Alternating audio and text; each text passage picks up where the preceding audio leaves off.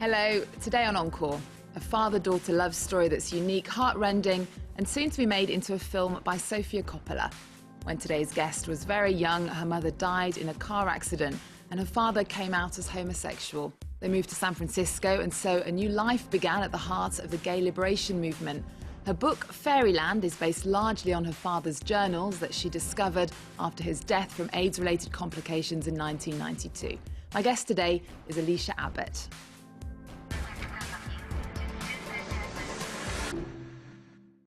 Alysia, welcome to the show. It's a pleasure to have you. Thank you. It's a pleasure to be here. Thank you for being here. Fairyland has just been translated into French, which is why you're here. I've never seen a book written from this point of view before. When you were writing it as the daughter of someone who was homosexual like years ago, were you aware of how unique it was? Yes, I think that even while I was living my life with my father, I was aware that our relationship was unique and that our family was unique. And I had an awareness that I wanted to share our story, but then it took me many years after he died before I was able to finally do it. And the book begins with your parents' marriage around the time of Stonewall. Your father had told your mum he was bisexual, you were born shortly afterwards. But your father was not sure about being a dad, was he? I mean, what was it like to discover that in his journals? Well, you know, I think by the time that I discovered his journals and after the life we've had together, I felt very sure in his love and very confident. There were definitely aspects of his journals that were difficult for me to read, and so it's one of the reasons it did take me many more years to actually work on the book, because in some ways growing up and then eventually becoming a mother myself sort of gave me a more compassionate perspective on him. And the fact is, you know, he didn't expect to enjoy fatherhood as much as he did, and he certainly didn't expect to become a single parent of a 2.5-year-old daughter when my mother died in a car accident. And I mean, when you were 2.5, your parents were in the accident together, your mother died, and suddenly your dad was your sole guardian. You were going to go and live with your aunt, or there was a question of that, but in the end, your dad decided that he was going to raise you. You moved to San Francisco, and during that time you had various roommates. Tell us about your memories of that. Well, I remember it as it was a time of sort of adventure. A lot of my father's friends and he would have parties and dress up. I mean, he was very big in dressing up in those early years. The spirit of San Francisco in the early and mid-'70s in the Haight-Ashbury where we lived was one of experimentation and openness, but it was also a period of instability for us. We moved 4 or 5 times by the time I was 9 years old, and I think once I entered school, I was aware that other families had a bit more stability than ours, and I sort of yearned for something like that. And how did your dad cope with like wanting to go out and be like the other gay men around him, but when he was a father? Well, it was a challenge for him. It was one of the reasons I think that we lived with roommates was because he couldn't afford a babysitter, and this way he could go out sometimes. And then sometimes as I got older and he wanted to go out, not so much to bars, but to poetry readings, because he was very involved in San Francisco's literary scene, he would bring me with him. And what was it like at school, for example? I mean, you weren't very open about what was going on at home, were you? No, it was a very different time. There were no models of families with gay parents on television. There were actually very few openly gay celebrities.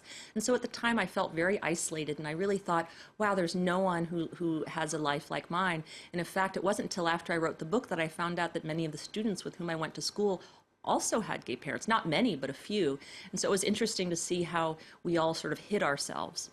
I mean, there's this old saying, which obviously seems very outdated now, like a child needs a mother. I mean, how do you feel about that now after, like, you lost your mum very young, you grew up in this gay community with your father? I mean, does that seem like a ridiculous statement? Well, you know, I think really more than a child needs a mother, a child needs love. And my father, he really always, as much as sometimes he had poor judgment in moments or, you know, had his own needs to be met as a single man, you know, let alone a single gay man, he really did try his hardest to be available to me emotionally, to give me opportunities, to let me know how committed he was to me, even if sometimes he had to work. And so, you know, even though he died 23 years ago, I've always felt a strength inside because I knew how much he actually loved me and loved being with me. And when the AIDS epidemic hit San Francisco, you were still living with your father. He tested positive. And do you remember your life changing? Did it affect you? Well, what's interesting is actually I can't remember the moment that I found out that he tested positive. It was as I was writing the book, there were so many moments I could remember, and that particular one I couldn't. So I had to do a sort of investigation into his journals, really, to find out when he tested positive, and for me to sort of piece together why I perhaps didn't remember. And I think, in fact, he did want to protect me from that reality, because I think he wanted me to enjoy being a teenager and eventually enjoy being in college and not think, wow, you know, I'm going to have this huge responsibility because my father didn't have a serious partner and there were no other siblings to share the responsibility of caring for him. And there's one part in the book that I could really identify with, because I can remember being a teenager and being quite horrible. And sometimes you were actually quite horrible to him, weren't you, when he was ill? Right. I mean, I made a decision in this book, in writing this book, that I wanted to be open about the struggles my father had when suddenly he had the responsibility of raising me after the death of my mother, and how sometimes, you know, he didn't make the best choices, and then how I was ill-prepared to handle the responsibility of caring for him, because I was just 19, 20 years old when I found out he was sick, and it was at a point in my life when I was just discovering myself, and my friends were all pursuing exciting activities, and I didn't want to move home and quit school early so I could take care of him for an indefinite period of time. And you were actually here in Paris and for part of that time, and he actually came over. What are your memories of your times in Paris together?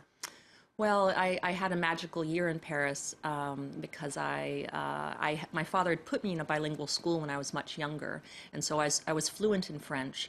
And when I came to live my year in Paris, I felt a fluidity in the city. I had a French boyfriend with whom I lived for a period of time, and it was very.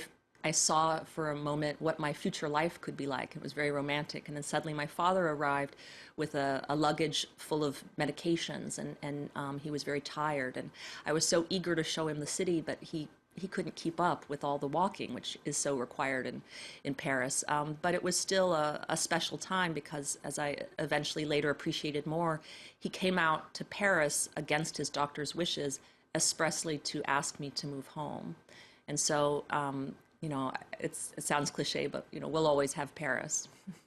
And Sofia Coppola has bought the rights to Fairyland. I mean, have you talked to her about it? Have you told her what she absolutely has to keep in? Do you get a say when it comes to something like that?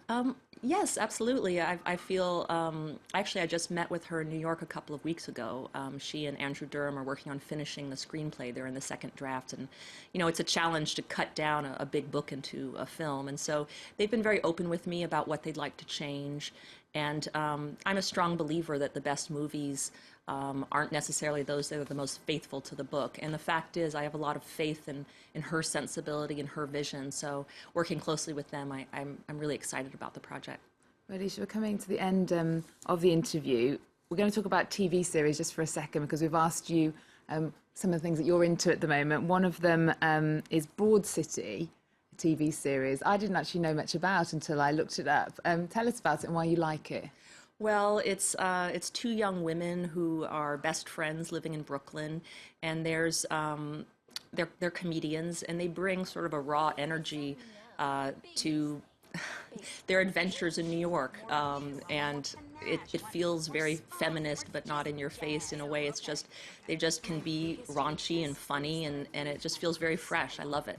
And has it got anything in common with Girls? Or well, Girls is not so much a comedy as it's sort of a mixture of soap opera and comedy, and this is pure comedy. I mean, you see them, I'm just watching the screen behind you. I mean, they just do ridiculous things, like it's a bit the esprit of Larry David, or, you know, these characters on Seinfeld, but it's the two of them. They're not, the women aren't supporting players, they're the main act, and they can be as craven or as raunchy as any male comedian, and it's just brilliant. Okay. I just think it's fantastic. Alysia, thank you for teaching me about that, because I didn't know, and helping me discover. We're going to leave you with Alicia's top TV series, Broad City. Her book is called Fairyland, and it's just been translated into French. Alysia, thank you so much for joining us. Thank you so much. Remember our website. We're also on Twitter and Facebook. There's more news coming up on France 24 after this.